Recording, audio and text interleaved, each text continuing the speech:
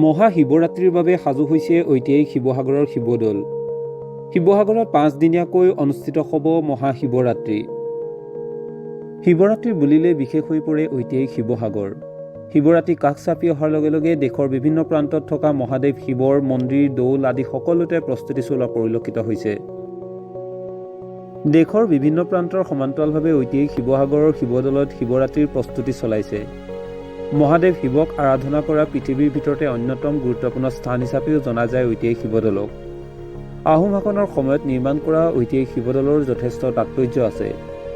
বিশ্বৰ বিভিন্ন প্ৰান্তৰ পৰা শিৱদৌল চাবলৈ পৰ্যটকসকল আহে আৰু শিৱৰাত্ৰি আহিলে দেশৰ ভিতৰতে ব্যতিক্ৰম হৈ জিলিকি উঠে শিৱদৌল। এইকেইটা দিনত লাখ লাখ ভক্তই ভিৰ কৰে শিৱদৌলত। বিগত সময়ৰ দৰে এইবাৰো 5 দিনীয়াকৈ মহাশিৱৰাত্ৰি অনুষ্ঠিত কৰিবলৈ প্ৰস্তুতি চলাইছে। শিৱসাগৰ দৌল উন্নয়ন পৰিষদৰ উদ্যোগত 14 ফেব্ৰুৱাৰীৰ পৰা 18 ফেব্ৰুৱাৰীলৈকে 5 দিনীয়াকৈ অনুষ্ঠিত হ'ব শ্ৰী শ্ৰী মহাশিৱৰাত্ৰি পূজা আৰু মেলা 2026। বিচিত্ৰ কাৰ্যসূচীৰে অনুষ্ঠিত হ'ব লগা মহাশিৱৰাত্ৰিৰ অধিক আকৰ্ষণীয় হ'ব। দেশ বিদেশৰ বিভিন্ন পৰ্যটকে ভিৰ কৰাৰ লগতে ভক্তসকলৰ সমাগম হ'ব। ঐতিহাসিক শিৱদৌলৰ চাৰিওফালে প্ৰায় 500ৰো অধিক বিপণীৰ মেলা হ'ব, য'ত দেশৰ বিভিন্ন প্ৰান্তৰ ব্যৱসায়ীসকলে গ্ৰাহকৰ বাবে সামগ্ৰী মুকলি কৰিব। আহোম যুগতে প্ৰতিষ্ঠা হোৱা অতি পুৰণি ঐতিহাসিক শিৱসাগৰৰ শিৱদৌললৈ দেশ বিদেশৰ বিভিন্ন প্ৰান্তৰ ভক্ত আহে যদিও শিৱৰাত্ৰিত এই ভক্তৰ সমাহাৰ অত্যধিক হৈ পৰে। পুৱা ভাগৰ পৰাই লানি লানিকৈ শাৰী পাতিব লগা হয় ভক্তসকলে। শিৱদৌলৰ চাৰিওফালে 4-5টাকৈ দীঘলীয়া শাৰী পাতি ভক্তসকলে পূজা কৰিবৰ বাবে অপেক্ষা কৰা দেখা যায়। ইতিমধ্যে মহাশিৱৰাত্ৰিৰ বাবে প্ৰস্তুতি পূৰ্ণগতিত চলিছে। সময় ওচৰ চাপি অহাৰ লগে লগে ভক্তসকলৰ লগতে শিৱসাগৰবাসীৰ মনত উৎসুকতাই বিৰাজ কৰিছে।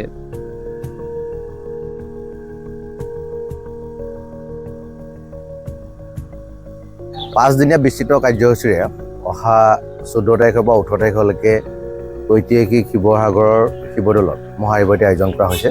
খুব সুন্দৰ এক অনুষ্ঠান হ'ব বুলি আমি আশা কৰিছোঁ।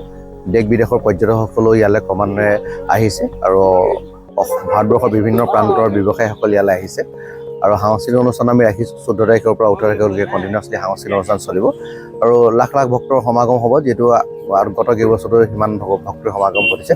গতিকে সকলো ৰাইজৰ সহায় সহযোগিতা কামনা কৰিছোঁ আৰু এই অনুষ্ঠানটো উপভোগ কৰিবৰ কাৰণে আমি বিনম্ৰতা অনুৰোধ জনাইছোঁ। কিমান বিপণী হ'ব? 500ৰ ওপৰত বিপণী হ'ব। তাৰপৰা কিছুমান ফুটপাথতো কিছুমান দোকান হয়, দেখিছে আপোনালোকে। গতিকে এটা সুন্দৰ পৰিৱেশ হ'ব। ব্যৱসায়ীসকল ইয়ালৈ আহি আছে।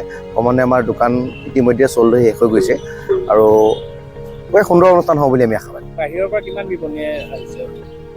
আমি এতিয়ালৈকে হিচাপ কৰা নাই, হিচাপ কৰিলে গম পাম। লাষ্টৰ দিনাখনে গম পাম বাহিৰৰ কিমান কি। এনেই UP, মহাৰাষ্ট্ৰ, বিহাৰ, কেলকাতা, জম্মু কাশ্মীৰ ব্যৱসায়ীসকল আহি আছে।